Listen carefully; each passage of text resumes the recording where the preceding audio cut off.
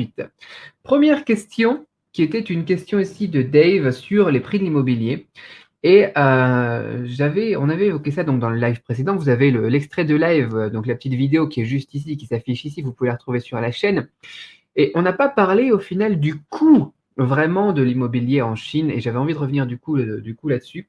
Parce qu'on a parlé de cette tendance, du fait qu'on avait des investissements qui étaient intéressants à faire le long des nouvelles routes de la soie, dans les villes de second plan, ce genre de choses. Mais on n'a pas parlé de l'aspect purement financier de combien ça coûte, par exemple, le prix au mètre carré, tu vois.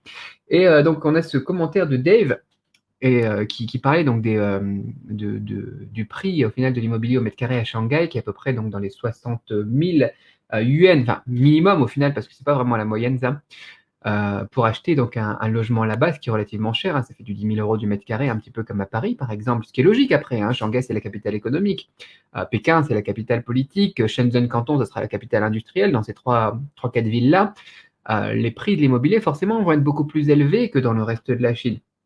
Et donc j'avais envie de vous parler un petit peu des extrêmes, donc le cas de Shanghai justement, et puis de la moyenne aussi. Pour mettre des chiffres là-dessus, ça permet de compléter un petit peu eh bien, la question qui avait été évoquée la dernière fois. Voilà, donc merci Dave pour ce petit commentaire qui génère du coup chez moi cette envie de eh bien, compléter un petit peu la question. Donc déjà, 60 000 du mètre carré, on est sur du prix de capitale au final de grandes villes, même européennes. Voilà. Mais ça peut aller beaucoup plus haut. C'est-à-dire qu'à Shanghai, vraiment, donc déjà, Shanghai, c'est les prix les plus chers donc sur la Chine. Et les prix après les plus hauts dans Shanghai, on a deux quartiers, le quartier de Qing'an et le quartier de Huangpu, qui sont les quartiers les plus chers au niveau de l'immobilier, avec en moyenne là-bas des prix qui sont dans les 140 000 yuan du mètre café. Ouais, je suis fatigué, c'est ça. Du mètre carré. J'ai même pas préparé de l'eau à boire, rien du tout. Tu vois, c'est n'importe quoi aujourd'hui. Et donc, ça fait du 20 000 euros du mètre carré, quoi, du 18-20 000 euros du mètre carré sur les chiffres de 2019. Donc aujourd'hui, cette année, c'est peut-être un petit peu plus cher. Et peut-être que ça redescendra ensuite un petit peu, étant donné on va faire face à une crise économique qui arrive et qui commence à pointer le bout de son nez. Donc, effectivement, ça fait mal, quoi. C'est violent. Et c'est la moyenne, attention, c'est la moyenne des prix dans ces quartiers-là, donc de Shanghai, du centre-ville de Shanghai. Lujiazui, c'est pas mal non plus, hein, du côté de Pudong, de l'autre côté de la rivière. Et ça peut monter encore beaucoup plus haut en fonction des régions et en fonction eh bien, donc, des bâtiments, des constructions neuves ou anciennes, etc. Donc c'est juste très très violent, 20 000 euros du mètre carré à Shanghai pour le maximum. Enfin, pour le maximum, en tout cas en moyenne dans ces quartiers-là, parce qu'après ça peut monter du coup encore beaucoup plus haut. Ensuite, je voulais aussi du coup après rabaisser ça entre guillemets à l'échelle de la Chine pour avoir, maintenant qu'on a vu ces extrêmes, une moyenne globale sur tout le pays en englobant eh bien, les villes de second plan, les villes de troisième plan et puis après les villages, les trucs aussi un petit peu plus paumés dans la campagne.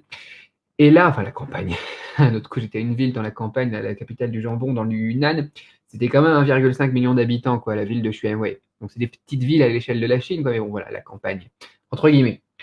Et là-bas, voilà, donc si on prend une moyenne sur toute la Chine, une moyenne globale sur toute la Chine pour le prix de l'immobilier, on est environ à 9 000 yuan chinois du mètre carré. Je ne sais pas combien ça va faire 9 000 exactement, mais c'est un peu plus de 1 000 euros, 1 200 euros, on va dire, pour 1 mètre carré donc d'un bâtiment, d'un logement, en tout cas en Chine continentale. En sachant qu'après, ils ne comptent pas les mètres carrés exactement de la même manière que nous. Tu vois, par exemple, nous en France, on a nos lois, etc. On a nos principes. Par exemple, tu comptes pas la salle de bain, tu comptes pas, je sais pas moi, les combles ou des trucs comme ça. C'est pas exactement pareil, mais ça te permet d'avoir une idée du prix des logements, de l'immobilier aussi, si tu veux acheter un bien immobilier, en tout cas en Chine, et que tu ne veux pas forcément acheter dans des grandes villes, dans des capitales comme capitale, j'entends des capitales comme capitale économique, capitale politique, capitale industrielle. Donc comme Shanghai, Pékin, Shenzhen, Guangzhou, que je mets ensemble, etc. Voilà. Pour cette question, ça fait plaisir de revenir là-dessus. Moi, je suis dans une ville de deuxième, troisième plan, enfin, deuxième plan maintenant qui cartonne un peu plus maintenant qu'Ouyang, dans la province du Guizhou. Quand j'avais acheté, par exemple, l'appartement dans lequel je suis actuellement, dans les années 2013, je crois, on était à peu près à 5 000 yuan du mètre carré, je crois. Je n'ai pas de calculatrice ici à proximité, mais je crois 5 000 7 000.